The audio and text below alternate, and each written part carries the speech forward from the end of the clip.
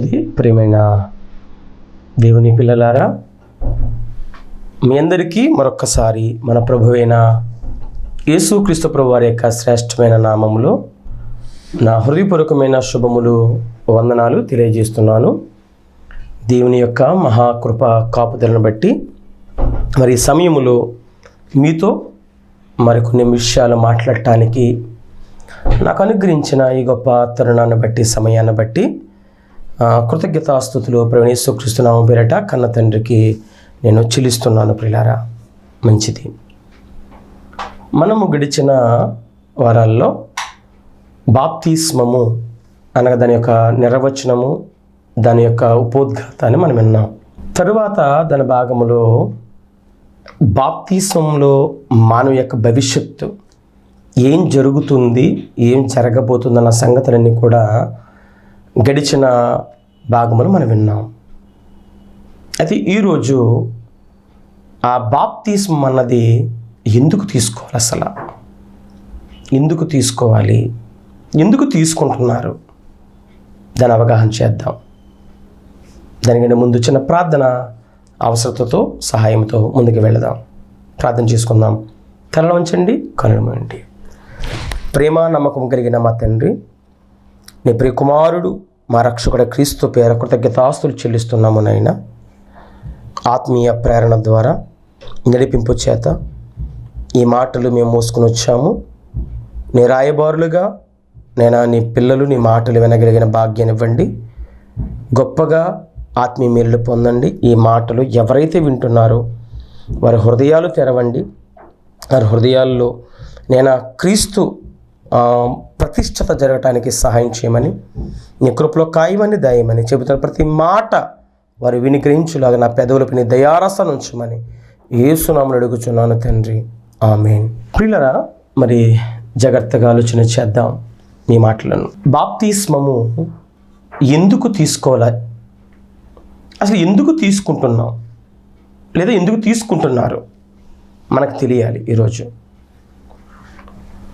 మనం అందరినీ కాదు కానీ కొందరిని బాప్తిసం ఎందుకు తీసుకుంటున్నారు అని అడిగితే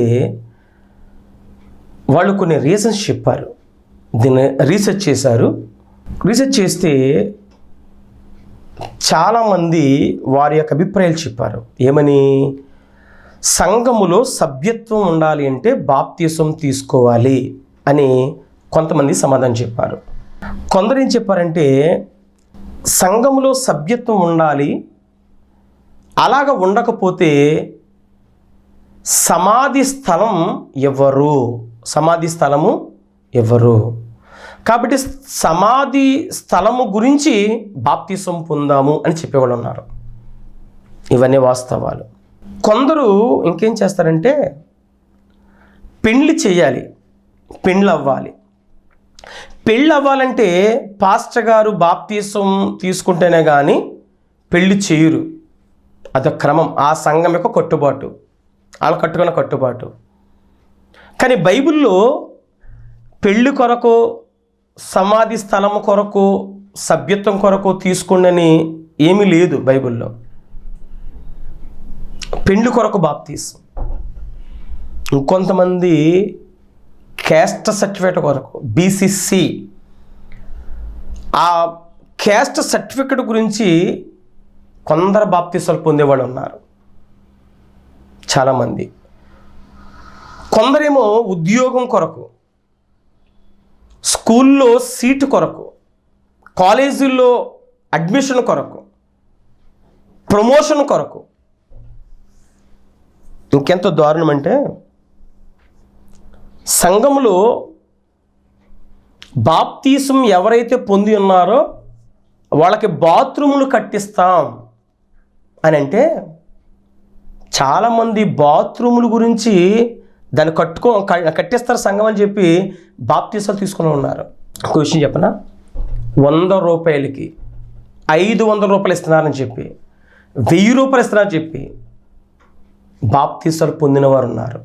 నా చెయ్యి 10,000 మందికి బాప్తిసం చెప్తున్నారు, బాప్తిసం ఇచ్చిందని చెప్తున్నారు చాలామంది సేవకులు. నీ చెయ్యి ఇచ్చిందా బాప్తిసం? తప్పు కదా మాట. అసలు నువ్విచ్చావా బాప్తిసం?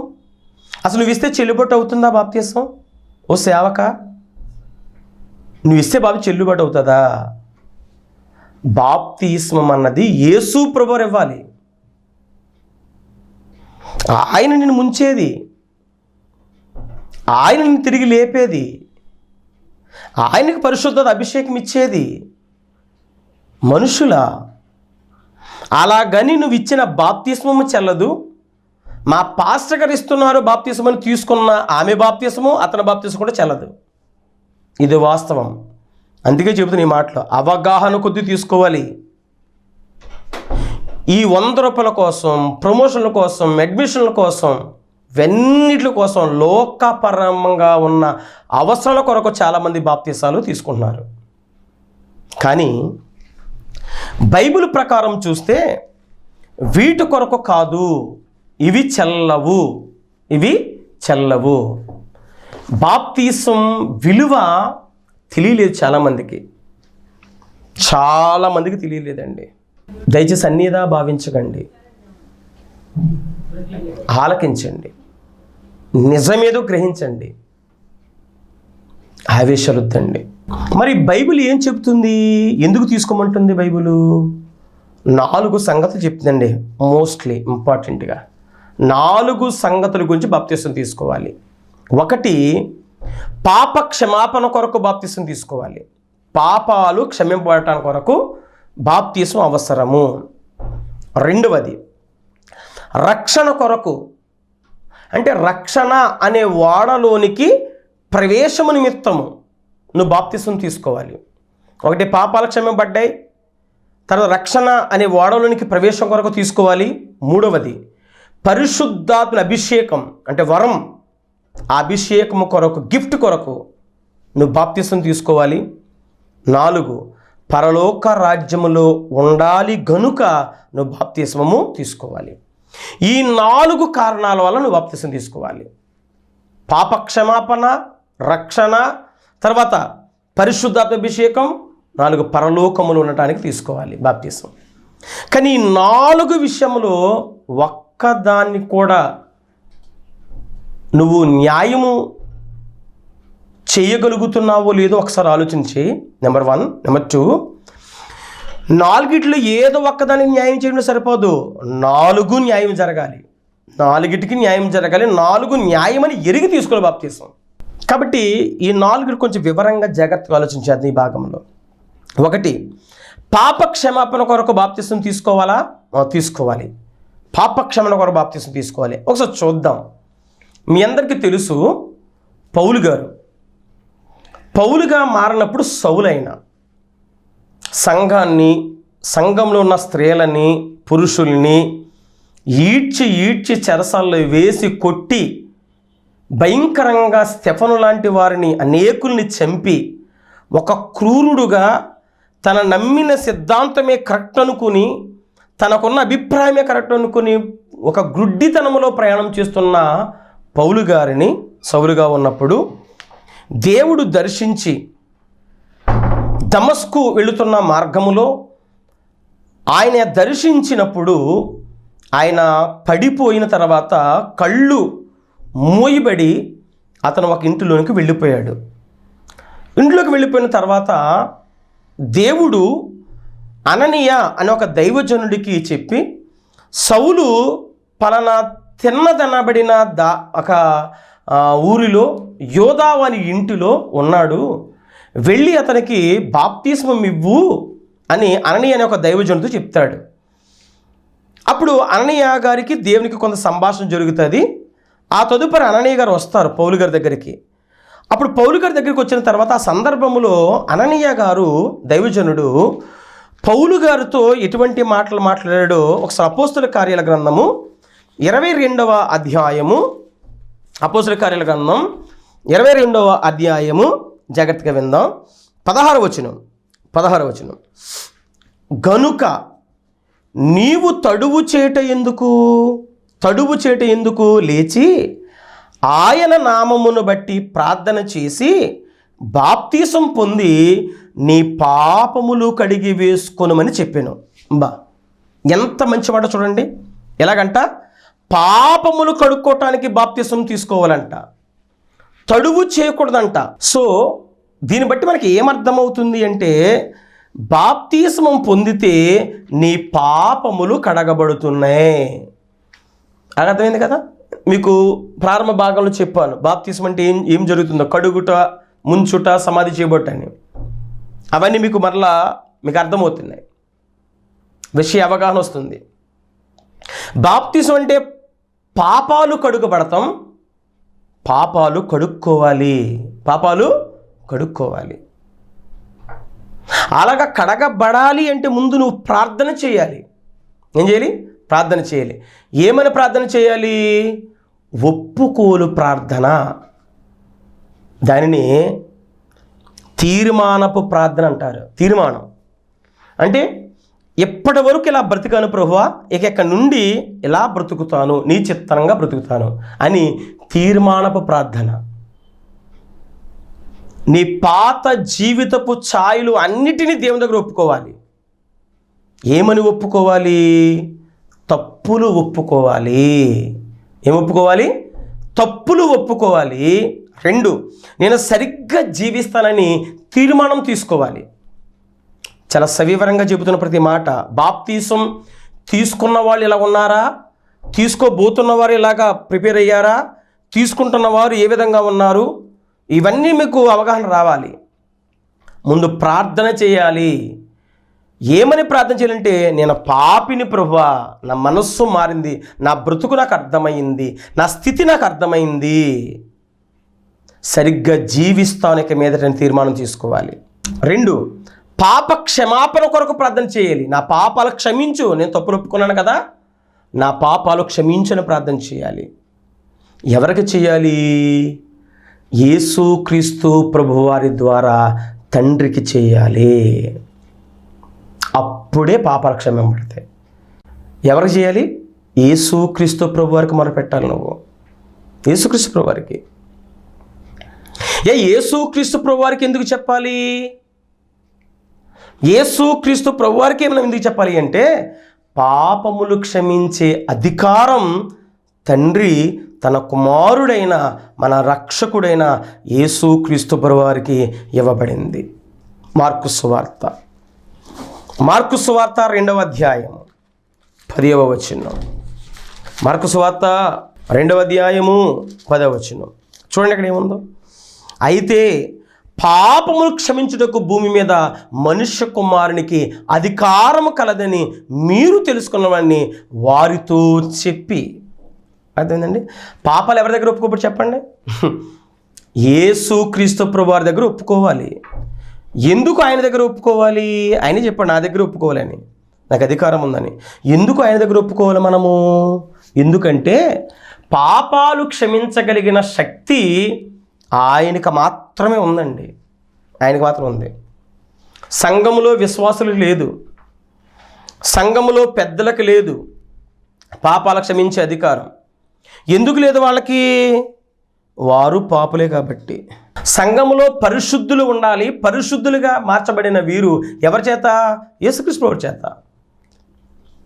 ఆయన ద్వారానే తప్ప పాపాలు మనుషుల దగ్గర ఒప్పుకోవటం వల్ల ఉపయోగము లేదు. మరి అదేందా? ఎందుకంటే మీకు ఎలాగ చెప్పాలి? గుడ్డివాడు ఒకడు ఉన్నాడు. ఆ గుడ్డివాడు మరొక గుడ్డివాడికి త్రోవ చూపించగలడా? చూపించలేడు. ఒకవేళ గుడ్డివాడే మరొక గుడ్డివాడికి త్రోవ చూపిస్తున్నాడని నమ్మి ఇద్దరు వెళితే పెద్ద గుంటలో పడి కాళ్ళు చేతులు విరిగిపోతాయి. వింటున్నారు కదా? మనకే మనోనేతలు దేవుడు వెలిగించాడు యేసుక్రీస్తు వారు. మరి ఎదుటివారి కళ్ళు ఎవరు వెలిగించాలి? ఆయనే వెలిగించాలి.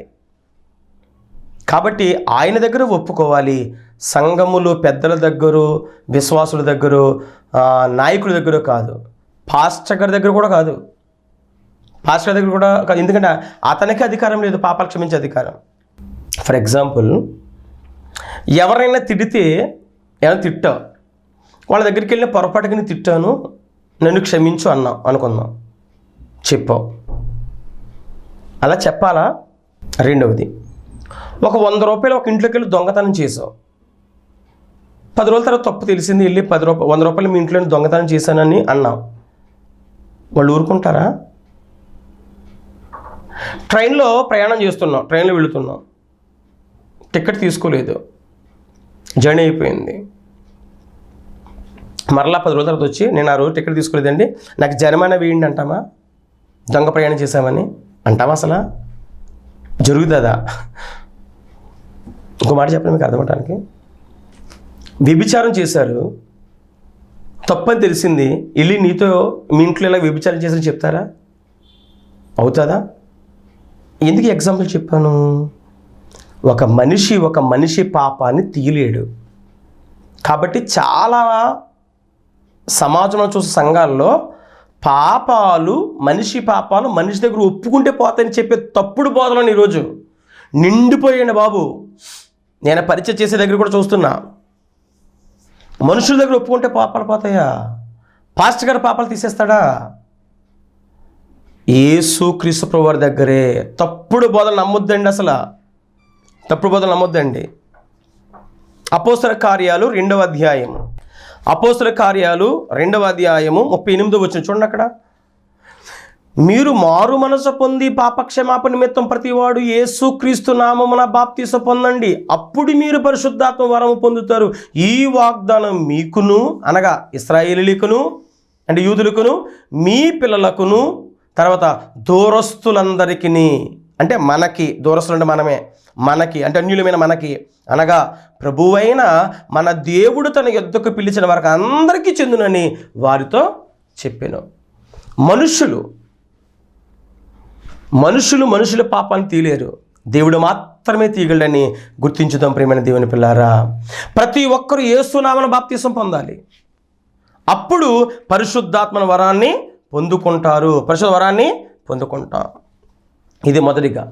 ఒకటి, పాపక్షమాపణ నిమిత్తం పొందాలి బాప్తీసం. రెండవది, రక్షణ కొరకు పొందాలి. రక్షణ కొరకు ఏంటి రక్షణ చూద్దాం. మార్కు సువార్త 16వ అధ్యాయము 16వ వచనం. మార్కు సువార్త 16వ అధ్యాయం 16వ వచనం ఏముంది ఇక్కడ చూద్దాం. నమ్మి బాప్తీసం పొందినవాడు రక్షింపబడును, నమ్మని వానికి శిక్ష విధింపబడును అని చదువుకున్నాం. నమ్మి బాప్తీసం, నమ్మించి కాదు, బలవంతంతో కాదు, నమ్మాలి. అతను ఏమని నమ్మాలి? అలాగ నమ్మి బాప్తీసం పొందితే రక్షింపబడతావంట. రక్షణ పొందో, ఎక్కడ? నీటిలో మునిగి లేపి రక్షణ పొందో. ఆ పొందిన రక్షణను నీ మరణ దినం వరకు కాపాడుకోవాలి. అప్పుడు రక్షణ స్వాస్థ్యాన్ని సంపాదించుకుంటావు. అది బాప్తిస్మం అంటే. సో రెండవది ఏంటంటే, రక్షణ కొరకు బాప్తిస్మం పొందాలి, నమ్మాలి. ఏమని నమ్మాలి?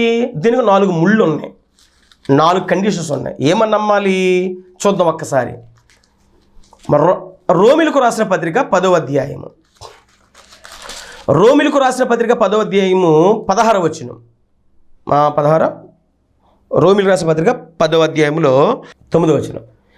అదేమనగా యేసు అంటే యేసుక్రీస్తు ప్రభు, ఆయన ప్రభువని నీ నోటితో ఒప్పుకొని, నీ నోటితో ఏమని ఒప్పుకోవాలంటే ఆయన రాజని, ఆయన క్రీస్తుని, ఆయన ప్రతిష్ఠింపబడిన వాడని, ఆయన మన విమోచకుడు, మనల్ని సంరక్షించేవాడని నువ్వు నమ్మాలి.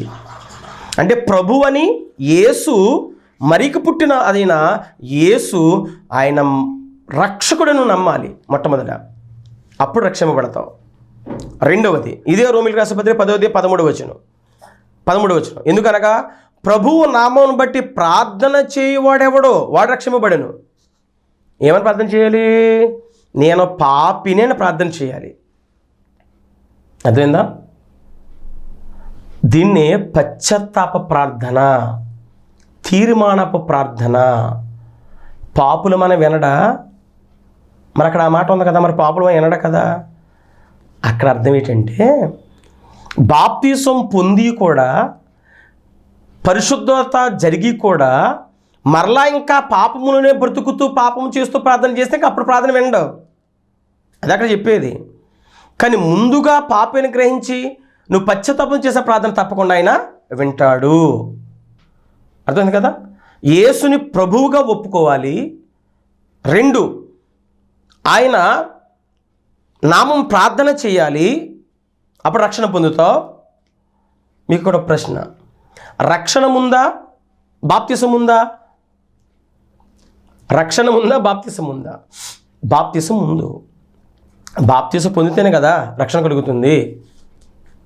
కాబట్టి బాప్తిసం తప్పకుండా పొందాలి, అంటే ప్రార్థన చేయాలి. 3వది మార్కు సువార్త 16వ అధ్యాయం 16వ వచనం, ఇందా చదువుకున్నాం మనం. నమ్మాలి, అప్పుడు రక్షింపబడతాడు. 16వ వచనం ఏముందండి? నమ్మాలి. ఏమని నమ్మాలి? యేసు రక్షకుడని నమ్మాలి. చూసారండి, దేవుడని నమ్మాలి, సర్వశక్తుడని నమ్మాలి, మహాదేవుడని నమ్మాలి. కన్న తండ్రి నుంచి ఆయన అధికారంతో వచ్చాడని నమ్మాలి. పరలోకానికి మనం తీసుకెళ్ళి నాథుడని నమ్మాలి. నమ్మితే రక్షింపబడతావు. నమ్మకపోతే శిక్ష. ఏ శిక్ష? నిత్య అగ్నిగుండం. 4వది మత్తయి సువార్త 24వ అధ్యాయం 13వ వచనం. అంతము వరకు సహించిన వాడు ఎవడో వాడు రక్షింపబడతాడు. అవునా? అంటే ప్రార్థనలో సంఘంలోకి వచ్చి వెంటనే బాప్తీసం పొందేసావు, ఇక అయిపోయింది, చాలు, ప్రభు వాళ్ళు తీసేసుకున్నాను, వెళ్ళిపోతాను పరలోక రాజ్యాన్ని అనుకుంటున్నావా? కాదు. అంతం వరకు, ఎండింగ్ వరకు, నీ ఎండింగ్ వరకు, లేదా యేసుక్రీస్తు వచ్చేంతవరకు సహించాలని ఉంటే.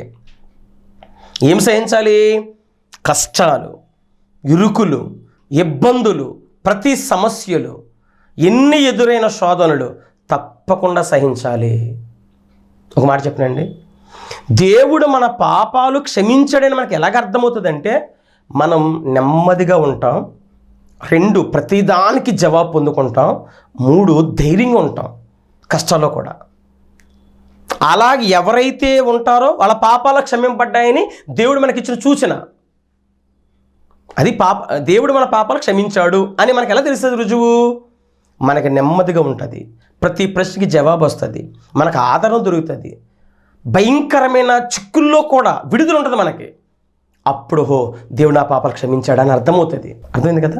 నిజంగా మీ పాపాలు క్షమించడం మీకు అర్థం అవ్వాలి అంటే తప్పకుండా ఇవన్నీ చూసుకోండి. మీరు నెమ్మదిగా బ్రతుకుతున్నారా? ధైర్యంగా ఉన్నారా కష్టాల్లో కూడా?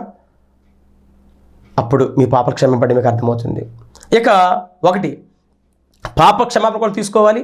2, రక్షణ కూడా తీసుకోవాలి. 3, పరిశుద్ధాత్మ వరాన్ని పొందుకోవడం తీసుకోవాలి. అది ఇందాక అపోస్తల కార్యాల గ్రంథం 2వ అధ్యాయం 38-39 చదువుకున్నాం మనం. ఏమని చదువుకున్నాం? మీరు మారు మనసు పొంది పాపక్షమాపణ నిమిత్తం బాప్తీసం పొందండి, అప్పుడు మీరు పరిశుద్ధాత్మ యొక్క వరాన్ని మీరు పొందుకుంటారు. గిఫ్ట్ అండి ఇది అందరికీ, యూదులకి అలాగే క్రైస్తవులకి, యావత్తు ప్రపంచంలో ఉన్న ప్రతి ఒక్కరికి కూడా, అంటే అన్యులకి. యూదుడైనప్పుడు క్రైస్తవుడు అవ్వాలి, అన్యుడైనప్పుడు క్రైస్తవుడు కావాలి. ఎవరైనా క్రైస్తవుడిగా మారిన వాడి పరలోక రాజ్యములో చేరతాడు. వాడికి జీవితానికి నెమ్మది ఇహమందును పరమందును. దానిని తిరిగి స్థాపించటం అన్నాడు తీతు గారికి రాస్తూ పత్రిక పౌలు గారు. చూడండి ఒకసారి, తీతు రాసిన పత్రిక 3వ అధ్యాయము 5వ వచనం.